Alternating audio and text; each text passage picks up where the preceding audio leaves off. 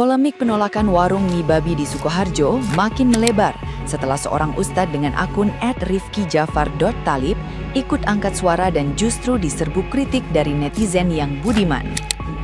Ia berpendapat bahwa membuka usaha yang menjual menu non-halal di lingkungan mayoritas muslim perlu mempertimbangkan sensitivitas sosial dan nilai keagamaan setempat.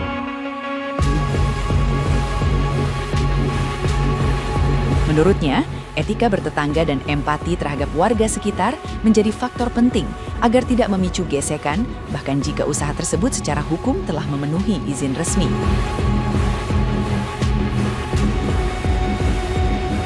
Netizen yang budiman ramai-ramai membantah dengan menyebut lokasi warung bukan berada di permukiman padat, melainkan di area tepi sawah yang dikelilingi kawasan industri. Kritik pun mengarah pada anggapan bahwa pernyataan ustadz tersebut kurang akurat dan terlalu menyederhanakan situasi.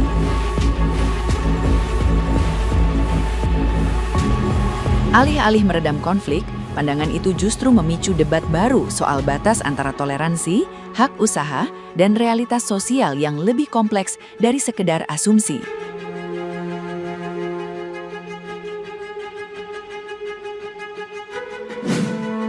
Mengenai warung mie babi yang sedang viral dan ramai ditolak oleh warga, kita perlu tahu tenggang rasa antar masyarakat di Indonesia semenjak lama. Tentu menjadi masalah apabila di tempat komunitas perkampungan yang mayoritas muslim, Anda membuka mie babi di sana. Itu terkesan seperti menyulut api.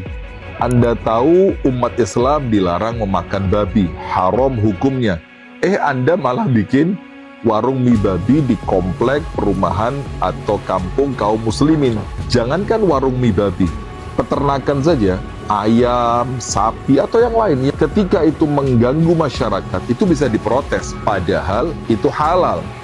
Apalagi yang haram. Nah, maka dengan itu, tentu harus punya empati dengan masyarakat. Lihat masyarakatnya siapa, di mana, komunitasnya bagaimana, baru buka tempat yang Anda inginkan. Nah, gimana nih menurut netizen yang terhormat? Silahkan berkomentar ya. Mau menanggapi Bapak satu ini yang mendukung masyarakat yang membubarkan minta warung bebong itu di Sukoharjo itu ditutup. Ya, alasannya harus tenggang rasa. Ya, karena di situ mayoritas muslim, jadi tidak boleh mendirikan rumah makan non halal. Gini, kalau di situ mayoritas muslim doang, non halal itu nggak akan laku. Buktinya laku, berarti yang di situ banyak juga orang yang non muslim beli di situ. Dan Bapak bicara tenggang rasa seperti apa? Yang minoritas harus tenggang rasa kayak yang mayoritas dulu, selalu gitu, dan yang mayoritas boleh semena-mena sama yang minoritas gitu. Itu tenggang rasa yang Bapak maksudnya. Ya Pak, ya sekarang gini loh. Indonesia tuh mayoritas muslim. Ya emangnya hanya boleh mendirikan rumah makan bebong cuman di NTT atau Papua gitu yang mayoritas Kristen. Ya enggak dong Pak, di Jawa itu juga banyak yang non muslim gitu. Ya paham sampai sini. Sepurone nggih Pak Ustadz, kenapa tersulut api? Kan Bapak bilang sendiri kalau babi itu haram bagi umat muslim. Ya sesimpel jangan dimakan. Terus Bapak ngomong, jangan membuka warung babi di komplek perumahan muslim, sedangkan mie babi tepi sawah ini di sebelahnya itu PT. Di sebelahnya sini sawah, bukan di komplek perumahan. Terus Bapak juga ngomong kampung kaum muslimin, sedangkan di sekitar situ juga ada beberapa gereja nih. Jadi nggak semuanya Islam. Kenapa dibandingin sama peternakan? Nggak masuk dong. Ini kan warung, rumah makan. Peternakan jelas mengganggu dong. Peternakan ayam, peternakan sapi mau itu halal pun, itu bau tainya juga nyebar, ganggu masyarakat gitu loh. Sedangkan warung babi, bau apa? Harum. Kenapa jadi bahas empati? Di sini siapa yang nggak punya empati? Gitu loh. Aku lihat di sini juga followers Bapak kan banyak nih, 890.000. Ya, dengan followers yang segini itu Bapak ngomong apa gitu akan berpengaruh ke followers Bapak gitu loh. Jadi tolonglah gitu loh. Kayak kalau mau nyampein sesuatu tuh dikaji ulang dulu, dilihat dulu ini kira-kira kalau aku post oke nggak ya gitu loh. Karena dengan followers gini tuh akan mempengaruhi banyak orang gitu loh. Jadi Bapak juga harusnya kasihan gitu, mengingatkan ke orang-orang yang pendemo ini jangan mencoreng nama baik agama sendiri. Karena kasihan teman-teman kita yang muslim yang memeluk agama yang sama itu jadi kena imbasnya juga ya. Jadi tolonglah, kita tuh hidup tuh cuma sekali kan, kita bisa memilih gitu buat mau berbuat baik atau berbuat jahat. Kenapa kita nggak pilih yang berbuat baik ya? Yaudah gitu aja, suwun. Nah, mau lanjut jualan. Bye. Mie babi yang ada di Sukoharjo jangan kalian tutup. Daging babi yang ada di Medan jangan juga kalian tutup. Ya kan? Tapi kalian tutup maksiat, korupsi, kumpul kebo, berzina. Itu yang kalian tutup. Daging babi ini kalian selalu takuti. Kalian cari-cari pasal sama babi. Apa masalahnya babi? Nggak akan merdeka Indonesia kalau hanya membahas babi yang kalian takuti ya. Mayoritas yang menindas minoritas. Biarkan babi berjualan daging babi karena dia jualan jauh dari pemukiman masyarakat. Terus dia jualan di pinggir sawah. Ya, biarkan jualan daging babi Kota Medan. Kalian mengurusi yang tidak kalian urusi. Masih soal mie babi di Sukoharjo. Ternyata pemerintah daerah Sukoharjo telah mengadakan mediasi antara pemilik warung mie babi dengan masyarakat di sekitar. Ternyata mediasi itu belum bisa memenuhkan titik temu. Karena apa? Karena pemerintah daerah Sukoharjo itu menyarankan agar mie babi itu mengganti menunya dengan menu yang halal. Pertanyaannya, kenapa pemerintah daerah Sukoharjo tidak memberikan alternatif itu kepada masyarakat sekitar? Masyarakat sekitar mestinya diberi pemahaman bahwa Sukoharjo itu termasuk dalam wilayah Kesatuan Negara Republik Indonesia, di mana Negara Kesatuan Republik Indonesia itu adalah terdiri dari beberapa agama, keyakinan, dan lain sebagainya. Bhinneka Tunggal Ika. Jika babi itu dikaramkan oleh mereka yang mayoritas menganut agama Islam, tetapi babi itu kan halal menurut orang yang non-muslim, orang yang tidak beragama Islam.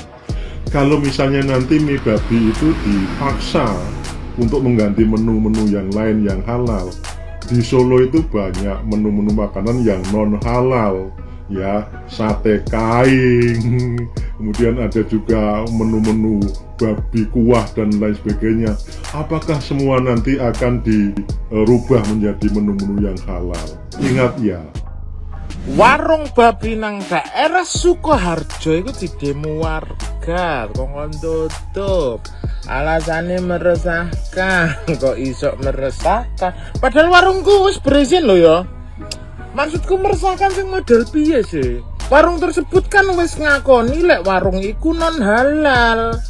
Karuane tulisannya warung halal isine babi, lah iku meresahkan. Terus ana sing diwawancara alasannya mergo nang daerah kuno mayoritas muslim. Indonesia iku mayoritas muslim. Bahkan pemeluk agama Islam terbesar di dunia iku Indonesia. Negarane awak dhewe iku bukan negara Islam. Negara Republik Indonesia ada 6 agama yang diakui. Dadi awake dhewe gak oleh menghalang-halangi.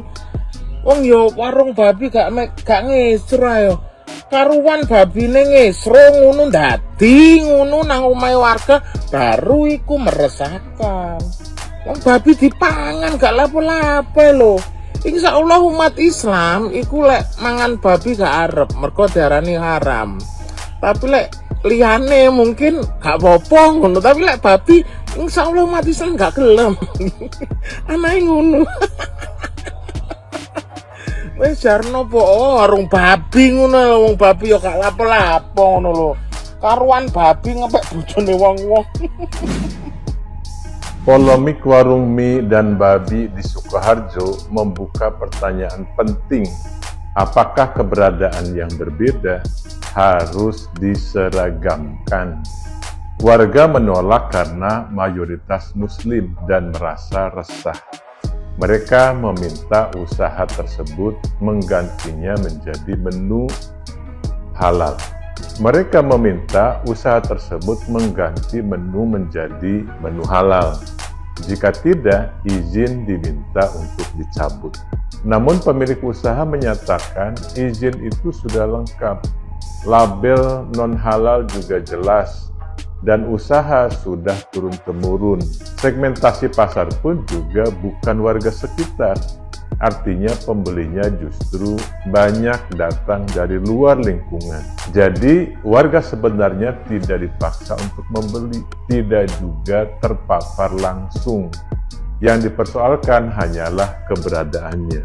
Disinilah toleransi diuji, karena toleransi bukan berarti semua harus sama. Toleransi berarti memberi ruang bagi yang berbeda untuk tetap ada. Apalagi ini bukan rumah ibadah, bukan kegiatan dakwah, bukan pelanggaran hukum juga. Hanya pilihan kuliner yang labelnya juga jelas, non-halal. Kalau mayoritas bisa menolak usaha legal hanya karena berbeda, maka ruang minoritas semakin sempit. Hari ini kuliner non-halal, besok bisa jadi usaha lain yang dianggap tidak sesuai. Mayoritas tentu aja berhak untuk bersuara, tetapi mayoritas tidak boleh menjadi sangat keras terhadap minoritas. Karena hidup berdampingan bukan berarti menyeragamkan, tapi memastikan semua bisa hidup tanpa saling meniadakan.